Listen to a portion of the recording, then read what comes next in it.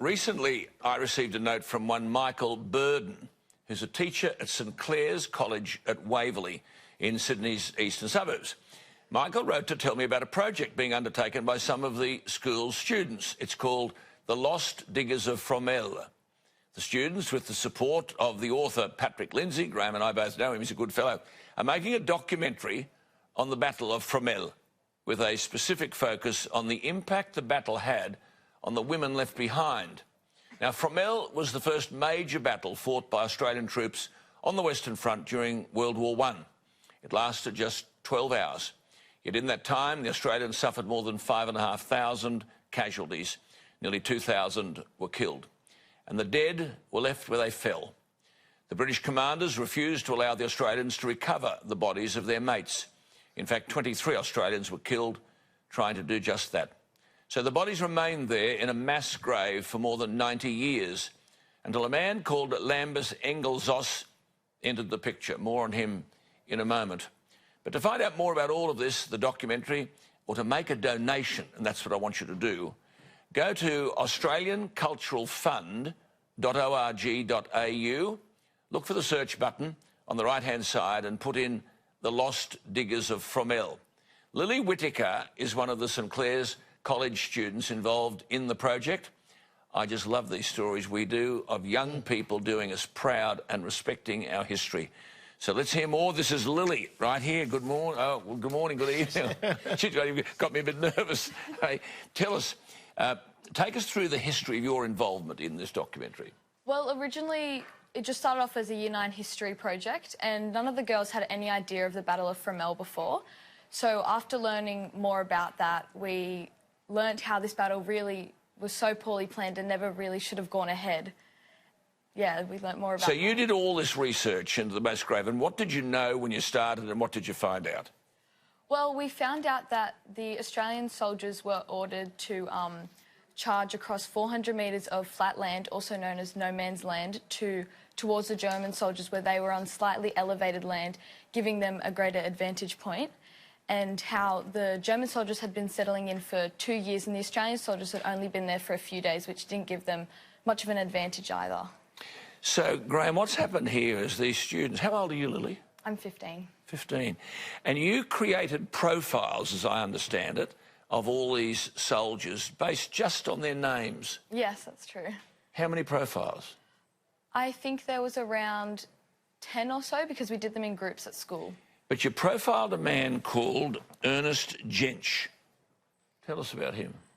Ernest Augustus Gent is an only child. He's named after his father, Ernest Felix Gent, and his mother is Alice Elizabeth Gent. He was 21 years of age when he enlisted. He was from the Petersham area, and we learnt that he also was a lover of motorcycles, and that was his passion. Lover of motorcycles. Now, as part of the research, I understand you met his grandchildren and great-granddaughter. Yes, that's true. So what sort of experience was that? It was a really great and memorable experience because I got to see how the impact of this war is still impacting many families today, and they were very appreciative of the video profile I made on Ernest and how Ernie's legacy will be remembered forever. Yeah, well, you brought him back to life in that sense, didn't you? Yeah, all of them, all of them. Now, you'll love this because, speaking of grandchildren, you got to meet the granddaughter of this bloke called Herbert Nutsy Bolt. Don't you love that the nickname's Nutsy? Herbert Nutsy Bolt. The Aussies call him. And, yeah, and he was a Newtown Rugby League player. That's true. And he was killed at Fromelle. He was, yes. Tell us about him. We got to meet his granddaughter, Josie Shelley, at a workshop we had last year. She delivered a really emotional speech about her loss from her grandfather, not knowing where he was for all these years. And all of us were nearly in tears by the end because it was very emotional and it was very heartfelt as well. And actually, which you'd like to know, is after our radio interview on Monday, her son, Stephen Shelley, called up Patrick Lindsey and decided generously that he will donate the rest of the money that we can't make up for the documentary as well. Isn't that lovely? Yeah. Isn't that beautiful? I want to come back to this business because when you met with Herbert's granddaughter, that took place, didn't it, at a workshop run by the person I mentioned earlier, yes, the amateur historian and the former teacher, Lambeth Engels. Now, I remember speaking to Lambeth about his amazing work way back in 2010 Tell us a bit about him from your perspective. Lambeth is an expert on the whole Battle of Fromelle. He explained it to all of us in such great detail. He told us about the steps he went through to discover these missing soldiers at Pheasant Wood and in the mass graves, and the steps he went through to identifying these soldiers using DNA and contacting relatives. And he enabled us to step into the shoes of these families left behind, as well as these soldiers, and understand the experience they went through in this battle. I know. Now, Patrick Lindsey decided to make this documentary, and he's an author, he's a broadcaster, he's made... well known. Yeah, he's very well known, done a lot of stuff, but he spoke to you because what you're wanting to do and what he wanted to do is to see Fromelle through the eyes of the women. That's true, yeah. And what did you see through the eyes of those women? We want to show that these women left behind had to, like, while they were grieving as well the loss of their husbands, brothers and sons, how they was trying to pick up their family to keep going. And we also gathered a lot of information on letters that these women sent to the soldiers, not knowing where they were, asking how they were going and stuff like that. And we think that'll be a really heartfelt way and powerful way to show it. This See, whole this is a thing's beautiful... pretty powerful. I'm not sure if you realise how powerful it is. Well, I was just about to make that point, Graham. You see, I understand that you sort of sought the profiles and composed the profiles having read the letters that these women wrote to their loved ones in the battlefields. And you actually, as I understand it, the girls read these out loud to one another, the letters. How hard is it to read that kind of letter? You, at your age, 15, going all that way back, and this is the kind of thing that a woman at home is saying to a loved one whom she may never see again. It's just so, it was really, like, difficult as well because it was such an emotional, like, these letters were very emotional, very, like, personal as well. They were curious about their loved ones, and it was just really hard to read as these soldiers and their loved ones were never even receiving it. So what's happening now? How far down the track are you? This is the documentary of basically the women, from a perspective of the women at Fromelle. How far down the track are you? Well, we have, at the moment now, we've reached our target point for the fundraising and the donations. And now we're sort of preparing what we're going to do to make it happen, like the preparations for the documentary, like who's going to be in charge of media and how we're going to distribute that. And we've also... been organising. It's all being done by school children. You If there's anything we can do, just...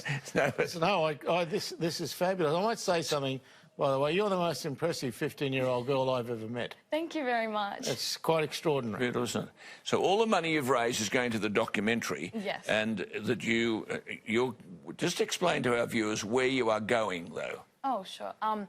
Well, next year in April, a few schoolgirls, well, actually a lot of schoolgirls, are going on an immersion trip to Italy and France. And then the girls part of the Fromelle project are taking an extra week off and going to Fromelle to shoot the documentary. And we will also be there for Anzac Day as well. Isn't that lovely for Anzac Day? And on all of that, your teacher, how many teachers are going with you? At the moment, it's definitely 2. Right, and how many girls? How many girls? It should be 5 or 6. And you're all paying your own way? Yes. There's Mum and Dad over here, and all the family have come into the studio, very proud. So. Hey, and you've had some good support, I understand, from the RSL. Yes, we have.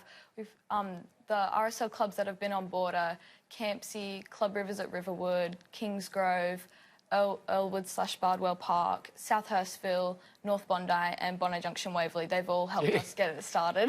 The impressive point there, Graham, is that this young lady remembered all of them. Yeah, I know. Eh? I wouldn't be able to get past the first 2. Eh? And tell us why people should, in the wider world, like other kids at school, teachers, the curriculum, why should we? There's a lot of talk this week about revising the curriculum, and they keep calling it going back to basics. And there's a real concern, I think, for people like Mum and Dad, when they go to school, that we don't know enough about our Australian history and the Australian involvement. And you're talking about the role of women in war. We tend to think that it's just a men thing, but women at home made enormous sacrifices and did tremendous work on the ground. Are we doing enough about this in schools?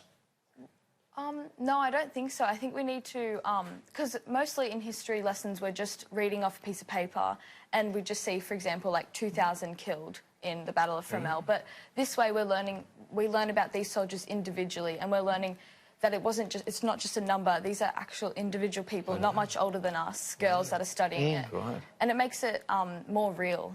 But I mean, we're a country of only 5 million people. Yeah. So it must have...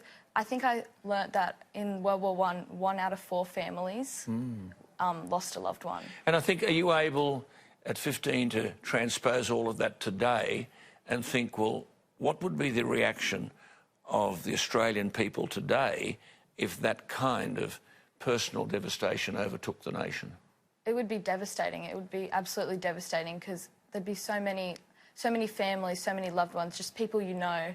It's just crazy. See, the difference too is there were so many country lads in the army then because it was a very different distribution of population. And so the cities weren't the only place that people lived. People lived right through the country. But the Cooee marches showed, you know, how they could sort of all join up on the way down. But I think it's important for people watching the program here to have a look. Lily's 15. If you go to Gallipoli, as I've been to Gallipoli, and they've got thousands of headstones there at Gallipoli, and I was fascinated by the date of birth at the bottom of the headstones. Yeah.